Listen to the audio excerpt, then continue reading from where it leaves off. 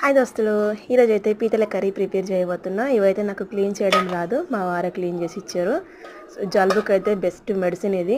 So ఇవైతే కాళ్ళు ఉంటాయి కదా చిన్న చిన్నవి, అవన్నీ ఎల్లిపాయలు, మిరియాలు అంతే, ఇందులో ఏం వేయద్దు. ఇంకా జలుబుకి బెస్ట్ మెడిసిన్. సో ఫస్ట్ అయితే మనం అయితే కడాయిలో ఆయిల్ తీసుకున్నా, దీనికైతే ఆయిల్ కొంచెం ఎక్కువనే పడుతుంది. సో ఇవన్నీ అయితే ముందుగా ఫ్రై చేసుకుందాం ఆయిల్లో మంచిగా.